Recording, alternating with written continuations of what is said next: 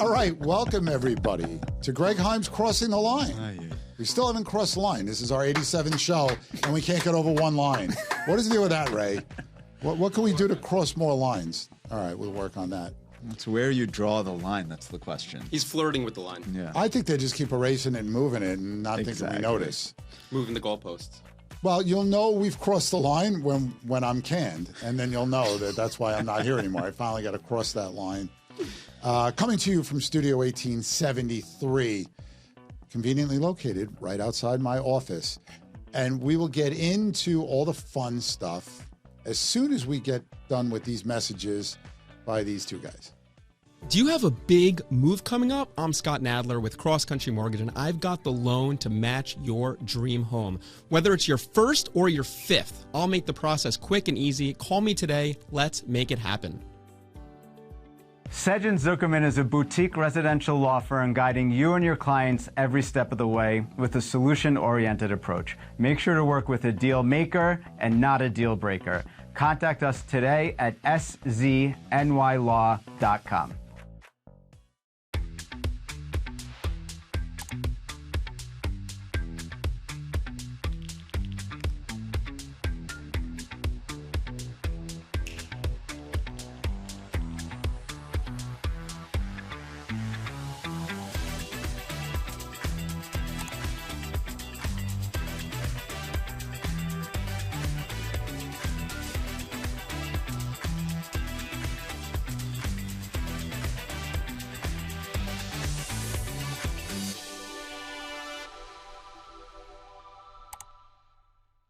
All right, and we're back.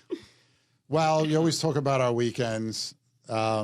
Shar, what'd you do this weekend? Big weekend at the Sedgh family. Baby Judah turned 2 on Friday. I wasn't at that part. Were Congratulations. You at that? It was a rager. It was a rager. I'm starting to think it's me that I don't get invited to when either of you guys do things. I was not there either. No, because probably you were on a helicopter flying to somewhere like cooler.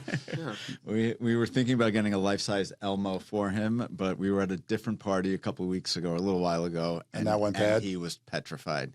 So we kept a couple stickers on the cake. My wife made a nice basketball cake for him. Good time by all. How's his inside game? Does he got? I'm actually going to show you videos. This kid can dribble and he can shoot free throws on the little, like the baby Tykes basket. And you didn't have any bowling skills, did you? You don't know me. Bowling skills? Bowling skills.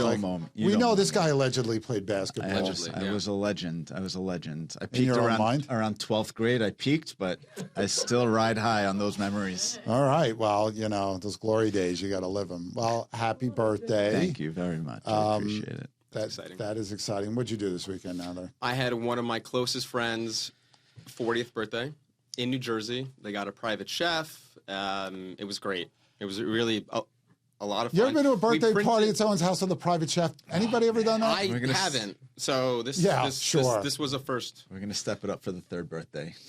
All right. It was good, though. I'll wear the Elmo suit this time. Don't worry about it. How could he be scared of me? We printed out pictures of my friend from when he was 5 years old with a mullet, and we all had stickers that we were wearing. We had a lot of funny gifts. It was good. Piñata? No piñata. No. Oh, my God. Can I tell you about my childhood trauma about piñatas? My parents are immigrants, so we had a surprise birthday party. It was 9, 10, something like that. And they brought out a piñata, and my friends knocked the piñata until it was open, and that's when my family realized piñatas don't come with the candy in it. You have to buy the candy separately. We got chips. So I remember my mom running upstairs, going into the snack cabinet, just being like, ah! It's like, oh my gosh, that is so good. See, I'm actually glad you told that story, because if I ever have to get a piñata, I've never had that occasion, but if I do now. Gregory's 25th birthday. The disappointment on the kids' faces in that moment. Gosh, it was you tough. probably lost all. It was tough. All of your. Did it scar you for life? Is that how you lost your hair? Honestly, it was all downhill from there. PTSD. Because those things, the stereotype is they're very hard to get open. There's that scene in Parenthood where they're all beating it, and then he finally gets the saw to open up the piñata. So, I didn't have any fun birthday parties or anything like that. But I had a great gig Saturday at the Third Rail. Thanks to everybody there. We heard about it. Yeah. People are talking about it. From you. Yeah, well, go to Instagram and check out the Nikki and Greg experience, and you can watch some of the videos from that Amazing. night. What was the favorite song you sang? I didn't sing. She does. You the singing. played. The only singing I do is on Thriller. I do the Vincent Price part at the end, and I don't sound anything. And the laugh, I can't laugh like Vincent Price, so I just try to get like a deep, like kind of thing, because I can do that. That was great. That was pretty good. But that was a really fun to play, and a couple songs we played for the first time that were kind of cool when you barely rehearse them and you go and do them. And Lisa We didn't Ray's get- family was there. The invite, right? Yeah, must have checked. Because my I don't spam. want you to Gotta come. check That's my why. spam. You want to sponsor us? Then yeah, maybe you could be in the show even. It's a transactional relationship. We didn't get invited to play at the birthday party. I mean, come on. We're good with the little kids. Doing 3 or 2-year-old gigs now. 2-year-old Hey, birthdays. A gig's a gig. Private gigs are where it's at. Playing in restaurants and bars is nice, but the big money is in the private How gigs. much time do you spend practicing? I don't practice anymore, really, Past unless that stage. because the injuries I have to, But, with Nikki, we're building a repertoire, so we do rehearse. Okay. But it's basically like, okay, what key are we doing this song in? Because singers always have to change the key. Right. That's the difference between rock and everything else. If you're in a rock band, you're doing it in the original keys. Any other genre, they're like, no, I don't do it in an easy key like A. I do it in E flat, and you want to just say no. Got that? But Going over my head. that's if you're ever working with an accompanist, and it's a guitar player, don't ever have a flat in the key, because nothing will upset a guitar player more than I flat say that keys. all the time. Right, Note right, that. Right, Yeah. Shar? See? Say it all the time. But Write that down. so we'll have to go over it, and then we'll see, like, is this something we can do? And we did a couple of those Saturday, but it was Lisa Ray's family was there. They dug it, and Nikki just draws a big crowd. So all I got to do is play and hopefully, not mess up my looper pedal or my drum machine. What do we look up on Instagram to find you? I already said the Nikki and Greg experience. Nikki with only one K. All right, because that's the tricky part. All right, so the other big news of last week was the government reopened. Isn't that nice? Welcome back to work. Longest shutdown in history, maybe the longest 43 days for a lot of people. Things started to get to the point where, you would have had some serious issues and stuff that really would have upset people. But the damage done, well, we have a little scorecard over here. Roughly 600,000 federal employees were furloughed, so they weren't working and not getting paid during that time. But have job security. It seems that way, yes. That was part of the deal, basically. And 700,000 workers it would deem to be essential and had to work without pay, like air traffic controllers. Now, do those people sign up for their jobs knowing that if the government shut down, they have to, is that pre-negotiated? When I worked for the federal government, I don't remember any of those conversations, but back then the government didn't shut down that often. Right. There are essential workers, just like, it's illegal for police and firemen to strike. Okay. The federal government says, go to work, you go to work. Right. I guess it started to turn when the SNAP benefits were in jeopardy, to the point where whether or not that could be funded and what might be the problem there. Now, you'd say, well, everything's back to normal, right? It's all good. No, not really.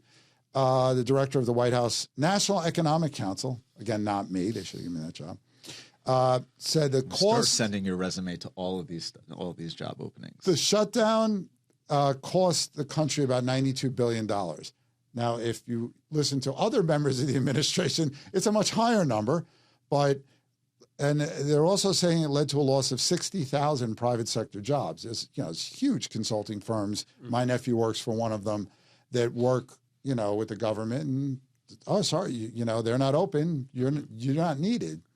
But when they reopen, do those jobs come back? We'll see. Okay. I mean, what happens a lot of times? People find efficiencies, and you don't hire all the people back. You think what happened after the financial crisis? Companies laid a lot of people off, right. And even COVID. And then you realize, yeah, we can do the same with fewer people. Right. Also, they expect fourth quarter GDP to be lower by 1.5% than it would have been. We don't know what it would be because, or what third quarter GDP is because we don't have any data. Historically, though, that tends to be recouped. It tends to bounce back, though, right? Yes, but this being the longest shutdown, maybe it won't bounce back. How long it ultimately takes, right? So, again, people ask, are things back to normal? No. I mean, people have to get back to the offices. They have 43 days of emails to check. Can't imagine. Air travel, no delays this morning anymore. So that's good news. I said on my column, they better work this out because my son's flying home for Thanksgiving. Could you imagine if you have that kind of problem during Thanksgiving week? Disaster. That would really lead to some anger on all sides. And talk about hurting the actual, the overall, like the economy, right? Economy and think of the airlines and the money it would they have a drastic impact. Yeah, I mean that's one of the weeks where they probably have their biggest sales. Yep. And it's terrible. So one thing that we found out is some economic releases have already been scheduled. Some may not happen. The White House said last week the October jobs and inflation data may never come out. Right. Now, the September data is coming out because they collected that. Mm-hmm. And there was a CPI report, if you remember, because the Fed needed it. So September's jobs numbers, they collected the data. They just didn't release it because the government was shut down. For the October, they never collected the data. Mm-hmm. So will they do it? Will they not do it? Who knows? And we're getting real earnings. So September jobs report coming out November 20th. Thursday. Real earnings coming out November 21st. So that's kind of all we have right now. So Scott Nadler, now, you'd say, all right, everything's kind of back. But with some exceptions, like Congress will still get paid and they're still going, and food stamps and veterans and stuff that I think everybody would agree should be good until the end of the fiscal year in September. But this deal's only until the end of January. Right. So when can we be free of this worry, you think? It's a great question. All I know is from a mortgage perspective, when you're looking at VA loans or FHA loans, all those got slowed down. And there's a backlog now of all those types of loans and people that are looking to buy a home that maybe they have a lease expiring. Maybe they need to renegotiate that lease with a landlord that's not as friendly. So it has this ripple effect throughout the economy in many different areas. And yeah, this is a short-term fix, but you are right. Well, We'll this see what is like happens. frozen the markets around Washington.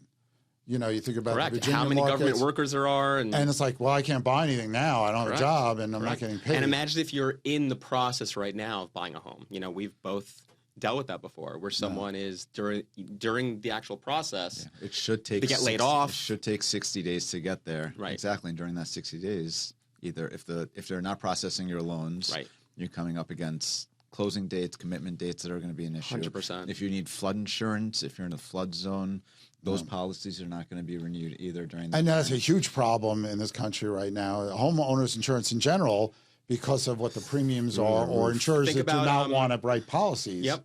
And then there are also small business. What's it? I'm losing track of it. SBA loans? SBA loans. Yeah. SBA loans for small businesses are a major benefit to businesses to get them going, to make payroll, to buy product, Right. and those are backlogged now as well. So again, this ripple effect. And it's is easy to say, massive. Shar Sedgh, like, you're going to get paid. You're getting your back pay. But, anybody try going 43 days without a paycheck, it's gonna hurt. Yeah, absolutely. And I think it's brought a lot of animosity for the constituents against those that are leading the negotiations. Again, a little disconnect that, from them, it might have been an ego issue to resolve this conflict, where they're not understanding how the impacts are for the individual constituents. And then at the same time, 43 days without pay. Imagine the attitude you're coming back to your job with after 43 days, and now all of a sudden you're disgruntled. You're already not happy with your job. Most likely, Bills if you're working don't for the stop. government. You Exactly. still have to make your payments. Yeah. Your landlords, your banks are not giving you any relief. Not on cutting those you slack. either. Exactly. So, if you're not working for the government or impacted like that, maybe it was business as usual for you. Until you got to the airlines saying, okay, now this is going to impact your ability to travel and see your family. And then all of a sudden, everything fell into place. Yeah. I had a colleague like a decade ago. One of the kindest, sweetest people I've ever known. And she was so quiet. She never talked. And then one day I saw her in the office and she was really down. And I said, Rachel, is everything okay? And she said, I think I'm getting fired. I said, what makes you say that? She said, I haven't gotten paid for a month. What? So I said, what happened? So I said, you need to like, have you spoken to anyone? She said, no. I said, well, you should probably bring this up and mention to someone. Like, It's like that guy in Office nothing's gonna Space. He change solved the here. problem by stop paying. So I'm like, let's go talk to the manager right now. And he was taken aback. He's like, what do you mean you're not getting paid? So they look at it like there was some kind of glitch in the system. They had to back there. But I'm like, this poor woman was just going about her day for 30 days and thinking like I'm getting fired. Like this is their way of telling me. Person. Most people would have She's said so the first time they quiet. didn't And I was get like, paid. Rachel, next time you don't get paid, you say something. You're working so hard and you're so like everyone loves you. Oh my God, I felt terrible. At least, you know, I think like here in New York, we had a problem where the state budgets were always late. And then they passed the bill saying, okay, we're not going to pay the legislators, you know, when they, now of course that went out the window. I think there are simple solutions to this. I think without, you know, favoring one person or another, if you can't agree, a CR should automatically kick in. It's a CR. Continuing resolution. Yeah. You already agreed on a level of spending for the prior fiscal year. You're stuck with that. You didn't come up with a new one. Okay, you do this. Right. And then you can keep things open. But what this has done to the people that didn't get paid, and you know, there's different levels of it. You know, getting delays at the airport seems trivial next to not being paid for 43 days. And you know, by the way, the Fed's got to make these important decisions. They got a meeting next month, and they're not going to have data that's timely or a lot of data anyway to make that decision, which could mean they don't do anything because they don't have anything to go on. You know, the data that we're hearing isn't great. ADP. On that though, like Yeah, how much of the private sector data are they?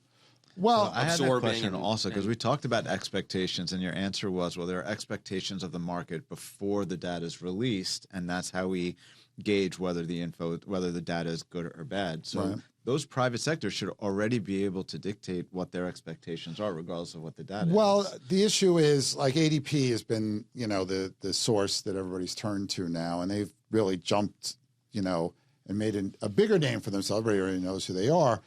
But they've been doing these 4-week moving averages. And through the 4 weeks ending at the end of October, we were losing 11,000 jobs a week in the private sector. And, you know, they had the number for October that wasn't too impressive. It was like Right. 44,000, Instead of whatever it 20 was. Yeah. Private sector.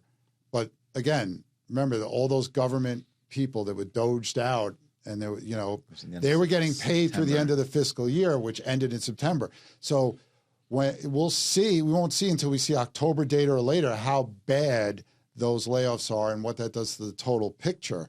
I mean, no one can argue that things are slowing. That it's a no hire, no fire. We're not seeing a huge uptick The in Fed layoffs. doesn't seem to follow that right now, right? Have you seen like all their comments from last week were all about how the labor market is okay, it's stable. We're worried about CPI and PPI and PCE, and that to me seemed a little off. I don't know They may where be able they're to get away what with that data because they're there's actually no looking at. because there's no data to disprove. Well, I that. think they like to, you know, have some kind of set of expectations that like don't think this is like a 90% chance of a cut. This isn't, you know, their last meeting when the whole world knew what was going to happen. It's like Well, they said 50-50 right it's now. not a foregone conclusion. No, were it's- the words that he used last Right, time. he that you said didn't that, like. and then that upset everybody. It upset you. After a nice, happy meeting, you should have just left it at that. Yeah. but you're talking about 2 months from then. Right. It's like but we he may have didn't been realize right. we weren't He going may to have been right. Even now, though, it's too, you know, we still have, what, 4 weeks before the next cut? So, next meeting. Next meeting, I should That's say. optimism right there. Well, I mean, the idea was that it seemed like he was reluctant to say that it's like you said, he doesn't want. It seems like he doesn't want to cut it. His hand may be forced, but with this missing data now, it may just be able to give him an excuse to justify not cutting those rates, sure. right? For sure. And what are the odds now? Did they drop to 50-50? Yeah. Is that I the mean, market it's there? and maybe when the September report comes out later this week, that'll have a big play on that because if that shows a 100%. major loss of jobs, then you know October wasn't going to be any better. You know, even if we never get an October report, and we will. But I mean, you know, it's not just this stuff. Whatever your view is on something, there's going to be support and data for that view.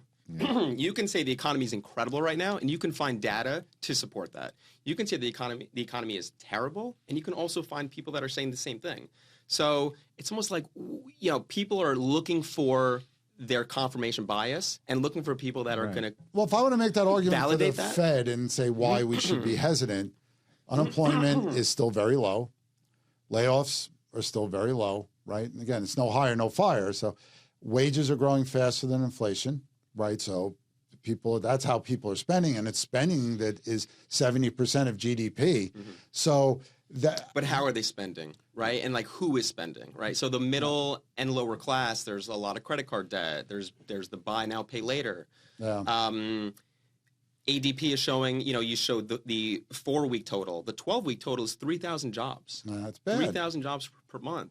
And the student loan debt that's got to be repaid. Student loan debt. So, but you can see how even just now we can make the argument either way. And the Fed, I feel like they have a preconceived notion of what they want to do, and they're not looking at all the data. They're looking at the data that fits what they want to do. Right. And now the key piece that would go against the conclusion they're looking for is not going to be available, right, with the employment. Well, you know, September should be enough to give him an idea. If that's in line with what had been reported in ADP, you know, a lot of people have stepped in and tried to figure out job openings, that data, and initial claims, you know, that's state level data. They've tried to amalgamate that. And again, it shows that you're not seeing a lot of firings, but you're not seeing any hirings. Right. Like that's the thing. And you could say, well, as long as people aren't getting laid off, but for people that are looking for jobs, it's taken a hell of a lot longer to find them now. We did see major tech companies, though, I think from Google to Meta, Amazon, a big one. I think Verizon, they cut 15%. Or they cut 10%, which I think was 15,000 people they cut. Well, we talked about that also. That doesn't necessarily mean they fired that much. There are ways to manipulate that, like you said, right? There could be jobs that they're not filling. You're moving people. Reshuffling people from one job to another within the same company. So again, you can take that headline and say, but I think that was they cut 10% of their workforce. But the interesting thing is when you look at the ADP data, they slice it up by firm size, and it's the larger firms that are doing all the hiring. Correct. So they may be, you know, if you're going to reduce the size of your workforce, that's different. But, you know, Wall Street does this every year. They fire people. Oh, which department's not making money? All right, they're all gone. You know, let's beef up this. Absolutely. Well, Sedgh and Zuckerman is hiring actually too. Okay, I told you got to save one of those jobs for about 7 years when my son is out of law school. If I'm still hosting a podcast, I'm going to tell. Probably the year before he's ready to graduate law school, I'll get canceled, and Shar will be like, "I don't know who you are." I'm hoping my lotto numbers hit way before 7 years from now. You know, it's kind of scary when lawyers are playing lotto and relying on that. Just, you know, your services aren't free. You know, I'm doing scratch offs during the commercial breaks here. All right, as long as you're not on FanDuel, you know, trying to. Not yet. No, you'll have to wait. Don't get me started with FanDuel. See, I shouldn't have brought it up. It's so easy. And there's this video I saw where somebody said, like, would you rather have $500,000 now or have a conversation with Jesus? And he goes, I would take the $500,000 now. And they said, why? He goes, I want to take Eagles -8 tomorrow. What a world we live in. Well, you know, Philly fans. Philly, they are known to be a bit rambunctious. All right, so yeah, I mean, with the Fed, there's a lot can happen in the next month. We'll see what you know. If we hear more layoff announcements, they have their own sources of data. They have the Beige Book and other things that they get. We'll see. Now, hopefully, maybe we'll get those October reports. Maybe that was just for headlines to like threaten. Right. You wouldn't think, like, you think about getting the workers back to work and paying them. You wouldn't think economic reports would be in the forefront of this, but it is a crucial time for this stuff. And there's always this concern about the stock market, which seems to shrug off things very quickly. But, you know, now NVIDIA, everything is like, are we too happy about AI? Maybe we've overshot this here. Yeah. Right, but remember, in order for a bubble to come, people made a lot of money for it to get to that point. So again, people like the average person may just. Well, where are they these look people? at Do they their- want to buy apartments? Do they need legal services? Because they don't need loans, I don't think. Unless they want to buy mansions. They could always use it. Yeah, They could always use why the not loan. use Scott's money? Diversify. Yeah, that's Right? use other people's money. Borrow at 6 and then put in the market and make your 20%. There you go. That's we've seen 20% returns each of the last 2 years. I don't know if we'll get there this year, but you never know what can happen. There could be a big happy run up the rest of the year. Now that you saw it, you want to talk about pricing in. When word came that it looks like there was a deal and the government was going to reopen, big run, Dow hit a record. And then when it happened, it's like stocks fell because I guess they realized maybe we got a little too happy. Right. And that's the moodiness of the market. Yeah. The other stuff was so yesterday. Now it's like today, and it's like we're not even thinking too much about today. What's the next Short week look like? memory. People have short memories. Yes, I try to have that when it comes to jet losses, but they just stick in I there. was so happy they lost on Thursday and not on Sunday during my kid's birthday party. That's where the misery of a Jet fan is. Like, I care what day of the week they lose, not the fact that they lose. Well, you know what? Every week, every Jet fan's favorite week is the bye week. You can't lose if you don't play. The Jets are looking into how they can lose on a bye week. But So my son got a little jersey with the number 2, and it said Sedgh, and it was a Knicks jersey, and he was so cute. excited. Larry Johnson, though. He's taking his number. yeah, is That's he going to right. get a 4-point play like next year- Larry famously did? Next year he'll be 3. He'll be 3. Okay. Larry's at all those games. He looks old. He does. Got a lot of gray hair going on. It was at those. Tim Thomas had a lot of those games also. Does he Marbury, work for Thomas. that? Marbury showed up a lot. Yeah. Patrick Ewing was around. My nephew got a high five for Spreewell's Patrick even. Ewing. I've seen. Yeah, Well, I listen, think when Oakley got thrown out, They needed. they the needed PR. to appeal to the former Knicks, and now you're seeing more of them. Yeah. come back. Ewing's there. You see him Ewing's there there a time to lot. time. It's great. Bernard King, one of my favorites as a kid, just the most lethal scorer they've ever Yeah. had. I mean, he was ridiculous, especially in the playoffs. I think it was against Detroit where he just totally lit them up. And then he had the knee injury, and then we thought he was done, and then he went other places and played great. It's a shame though, but again, only 2 championships in the Knicks history. It's sad. We are due. And now OG is hurt. I don't know what we're gonna do. That's kind of scary, Shar. I know. I don't like So it. just give me I all your love- Knicks tickets. It'd be too painful for you to go to these games. And my son's getting ready to come home for a I was bit. Like wondering where we were going with this. Knicks tickets provided to Greg Heym from. All right, so let's take a break, and then we got a couple of interesting things to talk about Finally. as they relate to housing and mortgage rates.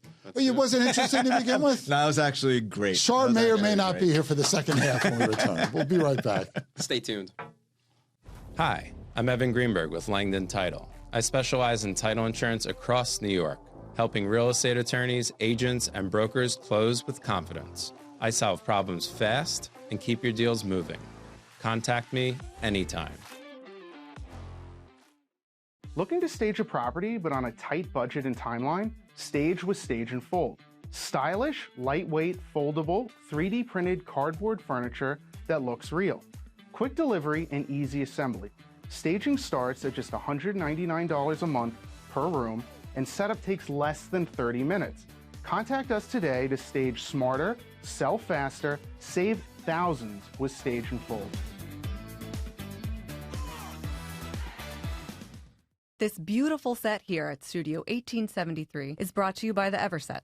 The Everset provides full-service staging and furniture rental solutions in the New York area. For more information, please visit us at staging.theeverset.com or email us at staging@theeverset.com to request a free proposal.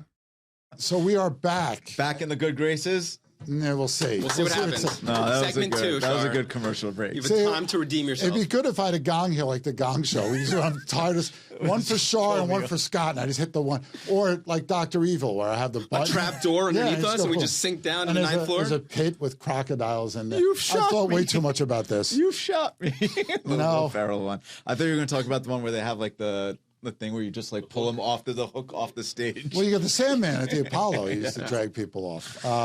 All right, so big mortgage news. So it's interesting. So mortgage applications actually been for purchases have been rising sharply, even though rates ticked up last week. Well, what are you seeing in rates? Is this really bothering people? Because they're only going up a little bit. That's it. I think So that's why we need the economic data to come out to get the markets more pessimistic Right. and inflation expectations down, and then we get 10 years down. This is like someone losing 20 pounds over a couple months, and then they gain like 2 pounds. And you're like, oh, they've had first time having weight gain in 3 months. No, it's not that big of a deal. So yes, rates have certainly gone up a little bit, but not to a degree that it would slow down buyer excitement. So yeah, I think the applications are still up. The data is certainly showing that. And this slight uptick in the rates isn't really affecting the market. So you're not getting It's people only saying that that much. I'm going to wait. They're going to get lower. I think the only have people not seen that. the only people you got to call about this is that if they called you for a pre-approval, they went out, they found a place, and they come back to you to lock in the rate or submit the application. The rates are now, how much do they go up? 1/8 of a point? If that. If that, Yeah. right? So the impact on the payment, like I always say, look at the payment, not the rate. I think it's time to give him a timeout. Can we have a timeout clock on Shar?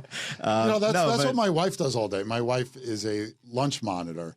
And the way they punish the kids during recess, if they're outside, is they take time away from them. Hang on. What was that ESPN show where they could mute you for like a minute, around like the minute and a horn? half? Around the horn, yeah. So you could just mute them. I can't though when he's here though. Like, I actually was a substitute teacher for a little bit during college, and I had one of those. Also, about tell that story another time. So anyway, the point you're is, lucky we're letting you talk. Go ahead. The point is that this small tick is not bringing people in. It's not taking people out of the market. It's just what it is. Our market also, it's a 60-day close typically. In some cases it could be longer. So if someone's going to contract now and they're seeing a slight uptick or downtick, some of them aren't locking now anyway. Yeah. So I think most people's sentiment are geared more from where the market is, right? They're not analyzing all these jobs reports and lack of data. And the government shutdown's not impacting your day-to-day. You're probably just looking at your portfolio. Stocks are going up. You might be a little hesitant because they're saying there's a bubble coming with the tech stocks. Your retirement accounts are generally doing better.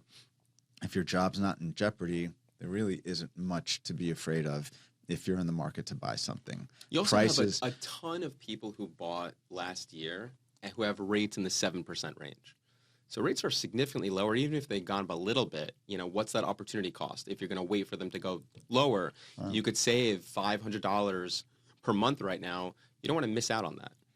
And NAR's chief economist, they were having their big get-together this past weekend, saying he's looking for, I think it's 14% increase nationwide in home sales this year, this upcoming year. So, like we say, if you're going to wait till rates are lower, you could wind up paying a much higher price because inventory, it's up big year over year, but it went from next to nothing to still very tight.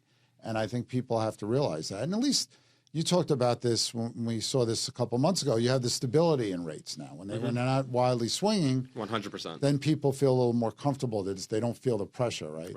Right. All right. So speaking of mortgages, the administration is talking about creating a 50-year mortgage. Before we talk about the serious part of this, I saw a great thing on Instagram. It showed a loan officer giving a 50-year mortgage, and they said, please make sure your grandson is at the closing to co-sign the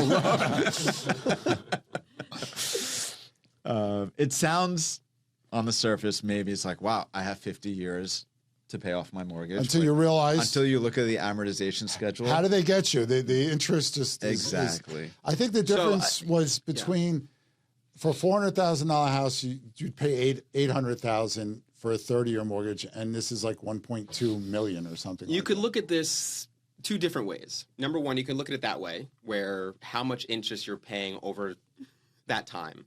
But another way to look at it is you could almost think about it like an ARM. The reason someone might take an ARM is because you want to reduce your payment in the early parts of that loan. So, for example, for every $100,000 borrowed, if the rate is 0.25% higher on a 50-year term versus a 30-year term, that's $50 a month. Okay? So if I want to borrow $500,000, my payment will be lower by $250 a month on a 50-year term versus a 30-year term. So if I think about this, all right, I'm going to save $250 a month right now.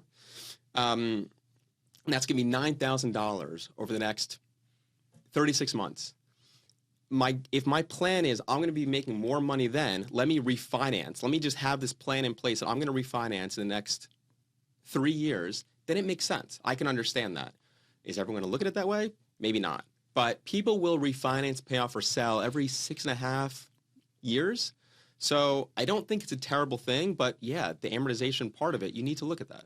Well, I think too, like, are these going to have to be conforming in a sense? Because what lending institution is going to want to lend money for 50 years? And what's that rate going to look like? I mean, you get a fixed rate for 50 years. Think of the wild swings you're going to see in half a century. Right. Absolutely. You know, we talk about how the average mortgage rate over the last half century is almost 8%. So they're not going to be looking just at the current climate, right? You've got to, and there isn't a 50-year treasury that I'm aware of. So I don't know how you even price this stuff. Right. The implementation is crazy also. Are you still going to lend up to 80%, right? But now over 50 years, if the market hits a snag and all of a sudden people are underwater on their mortgages or they lose their jobs, it's going to bring us right back to where we were in 2008 with the housing crisis. So, I think the underwriting standards are still strict. I think there's, you're paying a higher rate, the monthly payments down a little bit. God bless you. I don't know. I think people need to be educated about it, what it really means. And it is just talk for now. It's also just talk. But if you look at the spread between like a 30-year fix and a 20-year fix or a 15-year fixed, it could be 1/4 to 0.5%. So I'd imagine the 50-year fix would probably be 1/4 to 3/8 higher. But your payments are still significantly higher, 15 to 30, because you're paying it 100%. Off in a much shorter period of time. 100%. Yeah. And I don't know. Don't make the decision so easily. It's not such a great idea. Well, don't. And auto loans have done this now too. Now you see auto loans 6-7 years where it used to be 5 or less, and again, your payments are lower. But then, at least with an auto loan, it's only a couple of years. Now you think about you're paying triple basically, and that's a big deal. And look, home ownership is a great thing. It's not for everybody for a variety of reasons, but how do you make homes more affordable? This isn't it, because you're paying more in the long run. The only way to make homes more affordable is to build more inventory, of them.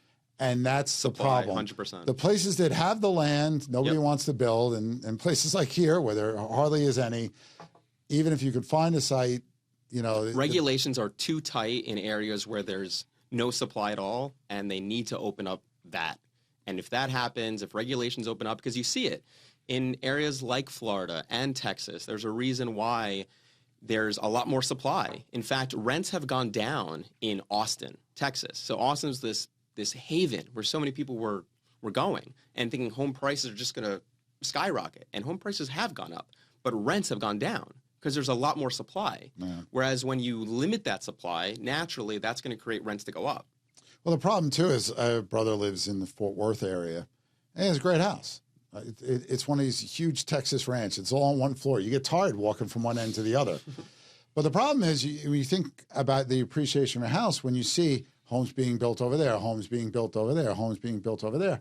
But that's what's going to have to be done. If we want people to have affordable housing, I mean, there's subsidies, there's vouchers, things of that nature. Here in New York, they use rent stabilization as well. That's the way, but they don't realize the negative. Well, they do. They just don't care about the negative side effects of that. But we really need to build more of everything, more of multifamily, more of single family. Absolutely. And I think that's the only way you're going to get it done. Because when I drive upstate, visit my son, I see plenty of land there. There's plenty of land. Now, I know there's obvious reasons why a lot of these places don't have the highways. Mm-hmm. I had a brother that moved into a nondescript part of North Carolina. It was a one-lane road into his development. Now they have a bypass of the highway, and, things take time. Amenities take time. We've seen it even here in the city. When a neighborhood becomes hip and everybody wants to live there, are there enough supermarkets? Are there enough restaurants?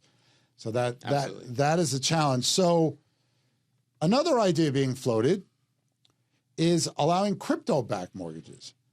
Now, maybe people don't realize this, that people can use stocks and investments. Can you explain Loan Daddy Loan Daddy. Yes. 2-hat Loan Daddy because his head is so big. We're still waiting. His head's so big For he more needs 2 hats. merch. When we look Yeah, he at keeps saying we're getting hats. I'm waiting. the Maybe government just- was shut down. It was backlogged. I need a stocking stuffer, for my son for Christmas. Yeah, we need new mugs too. These are great mugs. What do we need? If it ain't broke. Well, not yet, anyway. But go ahead. I'm sorry. When we look at assets, you're looking at 3 buckets. You're looking at someone's down payment. Where's that coming from? The closing costs, the reserves. What do they have left over after closing? So right now, if someone has a retirement account, the amount that can be used is 60% of that. So if I have $100,000 in a 401k, the bank is going to recognize $60,000 of that as cash. So what's the haircut going to be for crypto on the reserve part of it? 60%, even if it's retirement money that, will the percent go up the nearer they are to 59.5? If you're of age, if you're of retirement age, we can use that as income as well. So there's different caveats there. Okay. So what's the haircut going to be for? Why are you saying haircut? Crypto. I mean, come on. We don't know. What does that word mean? I didn't know if you were going to pick that up. I don't even know. Like you, it's a daily thing. I didn't even think of that. My trauma was the piñata. Yours is clearly. No, the worst part is I have just enough hair that I do have to get it cut occasionally. You can do it yourself. And I'm not going chrome you. dome like the Sarge over here. I'll say it again. Back-to-back show. Bald is in. Go ahead about crypto, though. As far as crypto-backed loans themselves, I think it's too early for that. I haven't seen actual guidelines change or even floated out there. I think that's going to be really interesting because the volatility of crypto is massive, and that's why on the reserve part there would be a haircut. There would be sorry, I didn't mean to say it again. No, it's okay. This is a question I have for Baldy. I mean Shar over here. So we were hearing that people are just going to start buying real estate with crypto. Like that was going to be the preferred thing because everybody was making so much money. But it could lose. So what happens? I agree to buy Scott's house, and I go, I'll give you $1 million crypto, whatever it is. Way more than that, Greg. Okay, well, it's the palatial Loan Daddy estate, complete with dock and yacht and all that. Right. The ranch in North Carolina. That Wolf of Wall Street. The ranch in North Carolina. He's not going to be on a ranch. Come on, give me a break. So, and in the time before we get to closing, the value of that has gone down dramatically.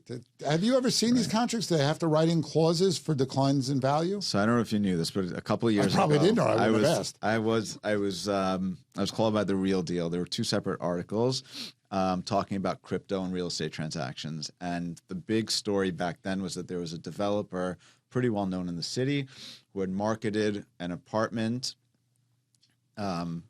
where you can buy it with crypto, and somebody came in, put in an offer, and they had a crypto purchase contract. And it became the hype of like, all right, how are we going to do this? And this was back when Bitcoin and crypto had huge, wild swings every day that you woke up. There was either a huge increase or a huge decrease in news.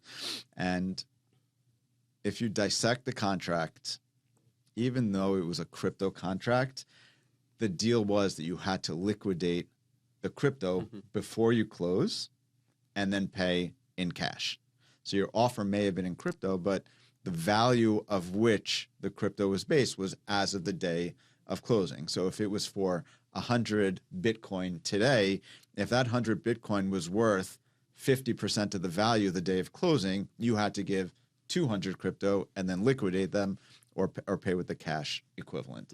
So there were no, as far as I know, no closings where crypto was transferred based on the price of crypto as of the date of closing. Now, once you say the contract is going to be based on the value of Bitcoin as of the date of closing, equal to $1 million, whatever purchase price the sponsor wants to get, then all of a sudden it's just sort of like mind games, and it's a gimmick to get into the papers, which it did back then.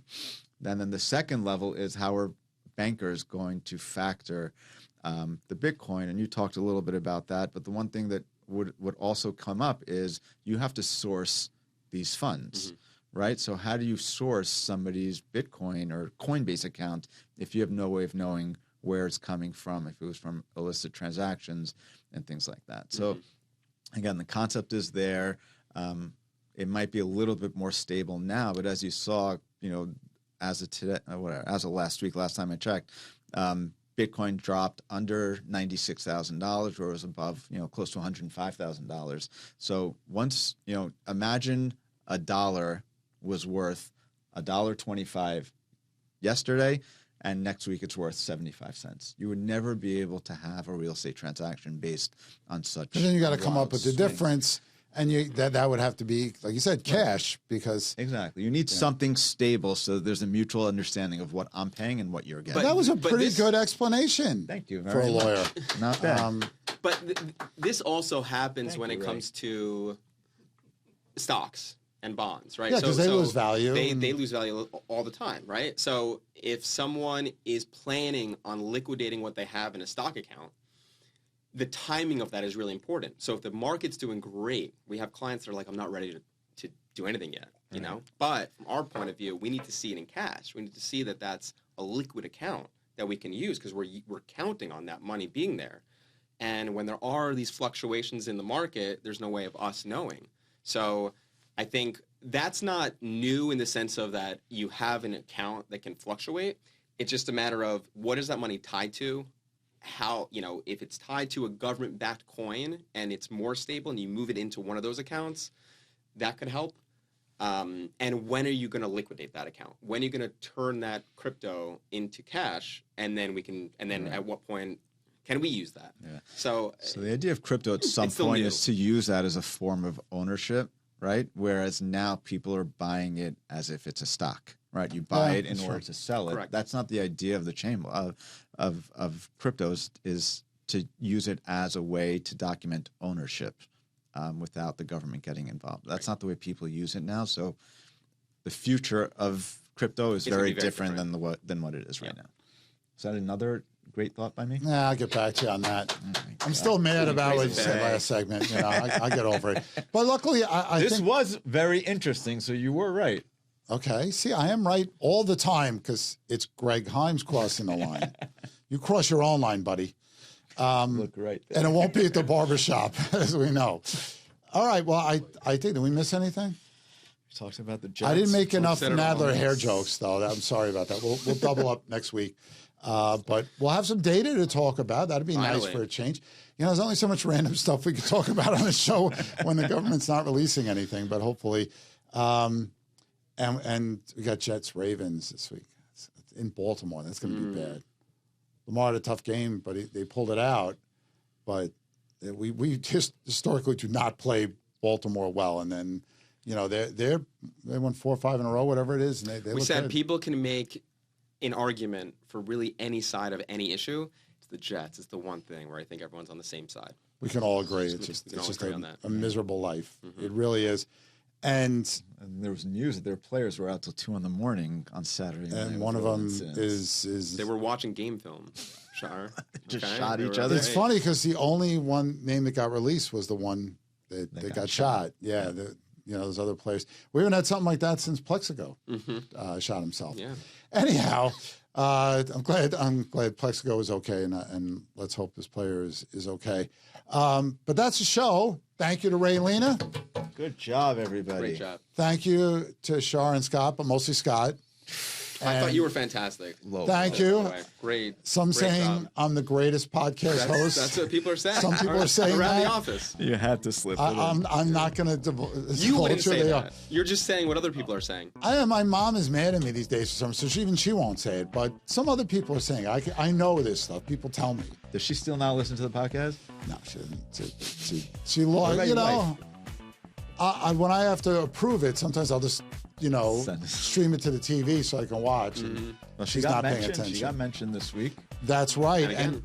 And every day when she comes home, I get to hear about all the kids she had to yell at, separate, and then if it's under a certain temperature, they can't go outside for recess. And that's when they're indoor recess, that's like the worst because they want to like just bouncing off the Oh walls. yeah, literally, it's terrible. And the stuff that she deals with, like I don't remember any of that going on when I was in elementary school. But then again, that was like 40-something years ago, so maybe I just don't remember.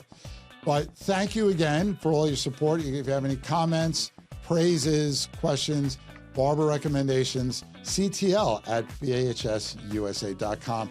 We'll see you next week. Have a great week, everybody.